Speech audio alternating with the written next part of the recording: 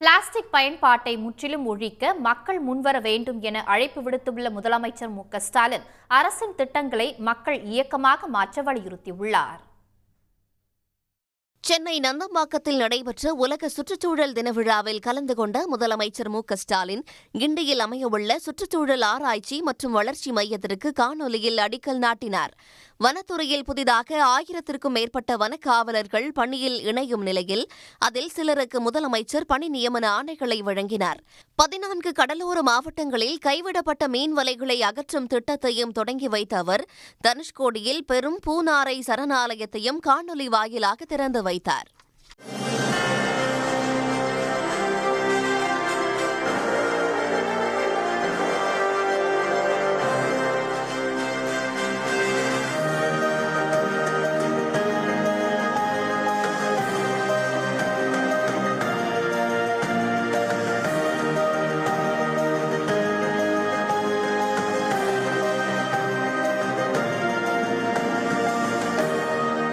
விழாவில் பேசிய முதலமைச்சர் மு.க.ஸ்டாலின் சுற்றுச்சூழலை காக்கும் ஹீரோக்கள் வனக்காவலர்கள் என்று புகழாரம் சூட்டினார். பிளாஸ்டிக் பயன்பாட்டை முற்றிலும் ஒழிக்க பொதுமக்களின் ஒத்துழைப்பு அவசியம் எனவும் வலியுறுத்தினார். இந்த ஆண்டு சுற்றுச்சூழல் நாளினுடைய தீம் நெகிழி மாசுபாட்டை ஒழிப்போம் என்பதுதான்.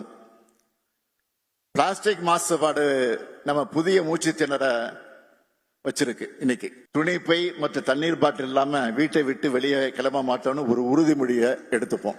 இந்தியா ஏன் அமெரிக்கா மாதிரி இல்ல, ஜப்பான் மாதிரி இல்ல, ஐரோப்பா மாதிரி இல்லைன்னு நிறைய சினிமாவில் கேள்வி கேட்பாங்க. அந்த மாதிரி ஆகணும்னா அந்த மக்களுக்கு இருக்கக்கூடிய சுய ஒழுக்கம் நமக்கு இருக்க வேணாமா?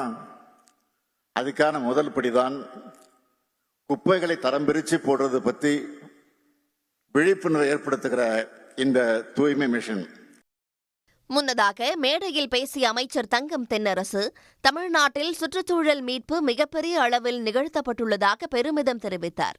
கடந்த 4 ஆண்டுகளில் புதிதாக 1000 பூங்காக்கள், 62 காப்பு காடுகள், 2 பறவைகள் சரணாலயங்கள் உருவாக்கப்பட்டுள்ளதாக அமைச்சர் தெரிவித்தார். உடனுக்குடன் செய்திகளை தெரிந்து கொள்ள சன் நியூஸ் பெல் ஐகானை கிளிக் பண்ணுங்க.